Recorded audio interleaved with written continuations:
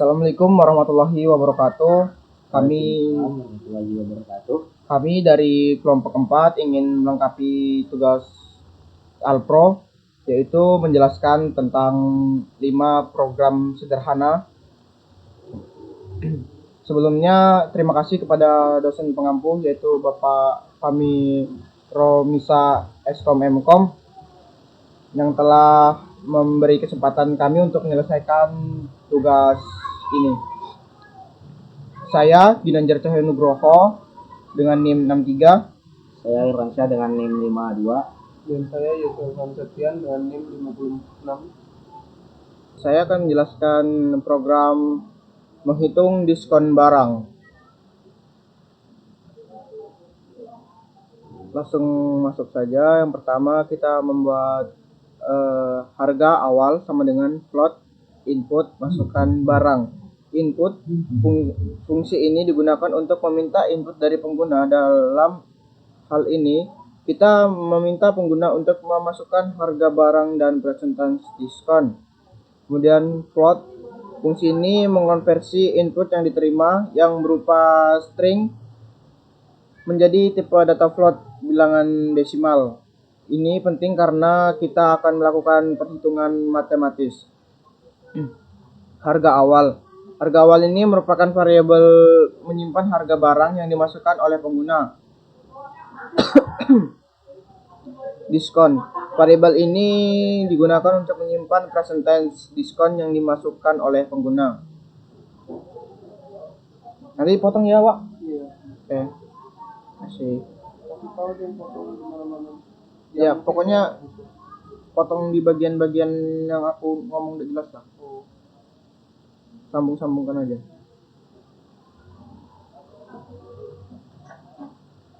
Kemudian ada jumlah diskon sama dengan diskon per 100 harga awal. Di sini kita menghitung jumlah diskon yang akan diterima. Diskon per 100 mengkonversi persentase diskon menjadi bentuk desimal. Misalnya jika pengguna memasukkan 20, maka 20 per 100 akan menjadi 0,2. Harga awal sama dengan mengalihkan nilai desimal diskon dengan harga awal untuk mendapatkan jumlah diskon dalam bentuk uang. Setelah kita mengetahui jumlah diskon, kita dapat menghitung harga diskon, yaitu harga awal jumlah diskon. Mengurangi harga awal dengan jumlah diskon untuk mendapatkan harga akhir yang harus dibayar oleh pengguna. Kemudian print harga setelah diskon adalah harga setelah diskon. Print ini berfungsi untuk menampilkan output layar. Di sini kita bisa mencetak pesan yang menunjukkan harga setelah diskon, diikuti dengan nilai harga setelah diskon. Kemudian print lagi, fungsi ini digunakan untuk menampilkan output layar. Oke. Jadi di sini saya ingin menjelaskan tabel perkalian. Jadi maksud dari def cetak tabel perkalian dalam kurung n ini adalah definisi fungsi yang bernama cetak tabel perkalian yang menerima satu parameter yaitu n.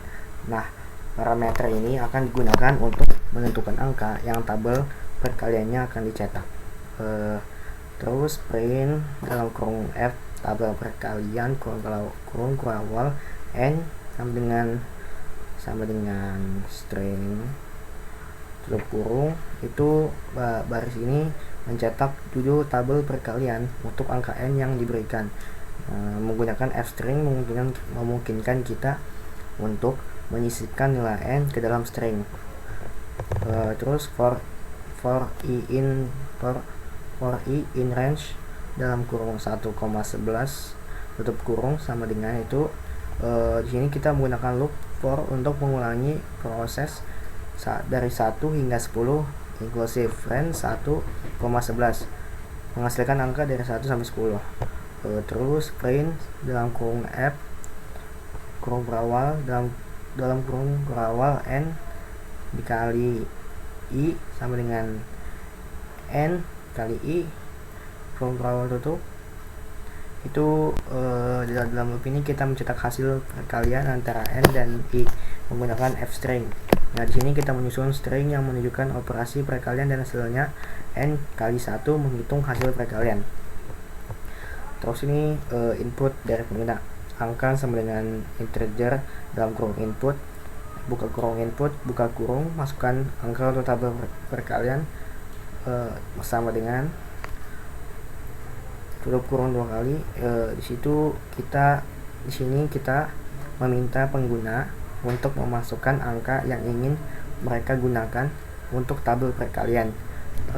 Input ini diambil sebagai string dan kemudian dikonversi menjadi tipe data integer menggunakan integer dalam kurung biasa. Nilai ini disimpan dalam variabel angka. Terus cetak tabel perkalian dalam kurung angka ini. Setelah mendapat input dari pengguna, kita memanggil fungsi cetak tabel perkalian dengan argumen angka. Di sini kita mau memanggil fungsi cetak tabel perkalian dengan argumen angka. Ini akan menjalankan fungsi dan mencetak tabel perkalian untuk angka yang dimasukkan oleh pengguna.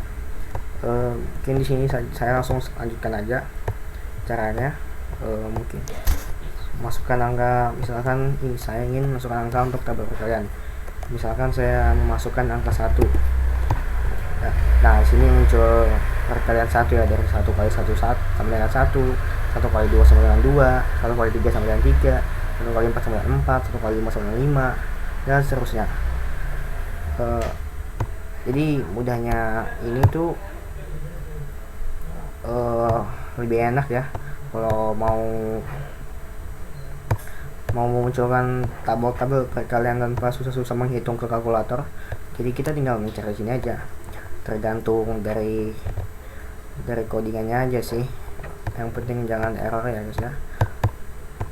Terus saya di sini ingin rata-rata. Baik, sini dari def hitung sampai dengan rata-rata nilai.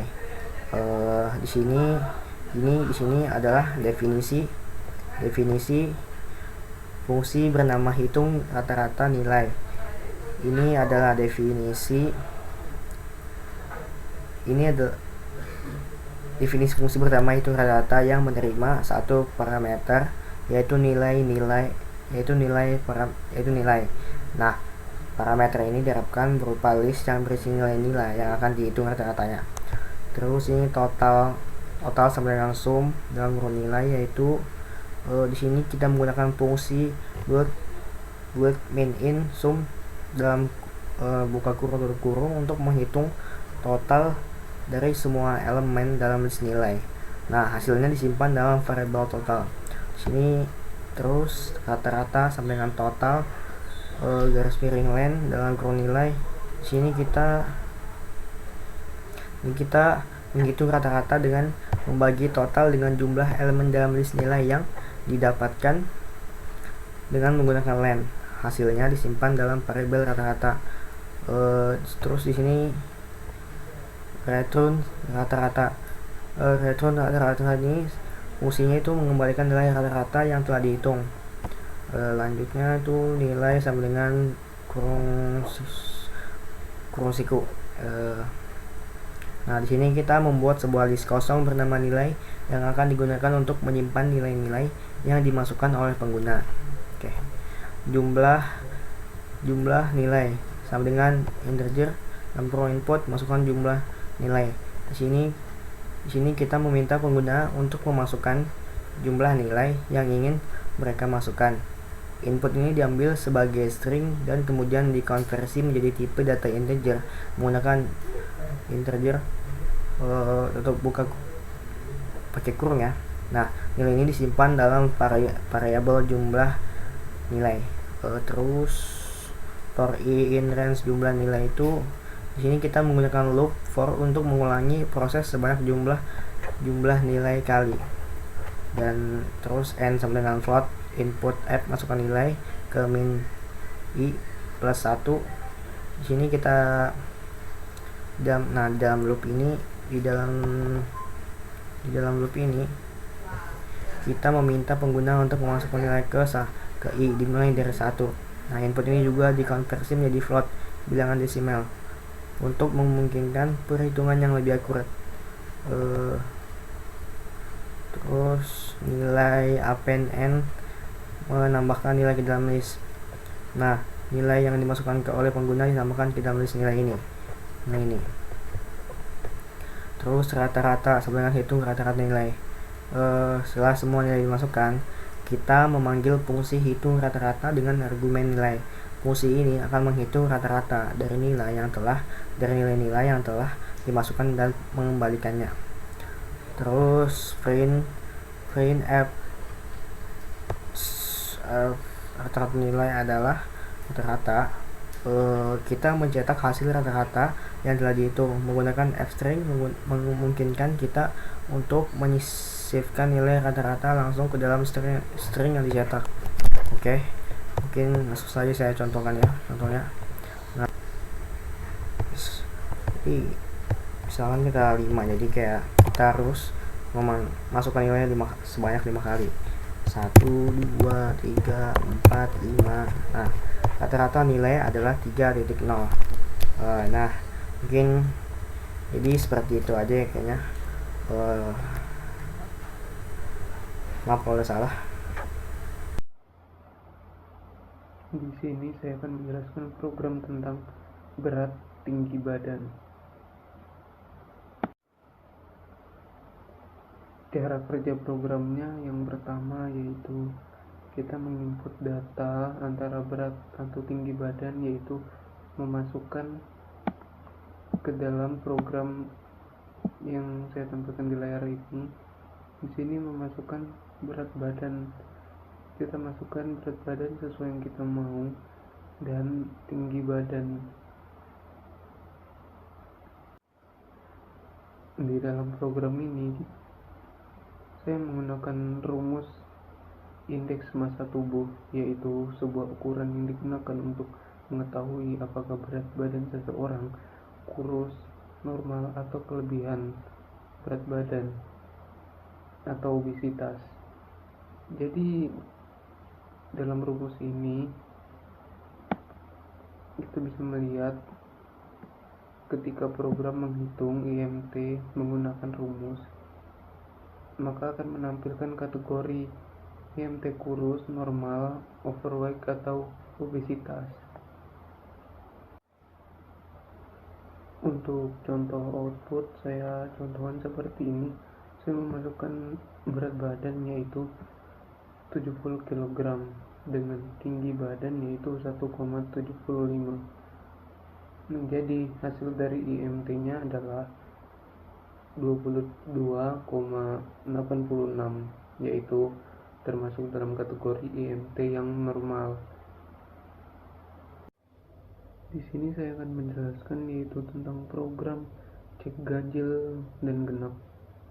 Jadi di program kali ini kita melihat bahwa ini adalah codingan yang telah saya tampilkan.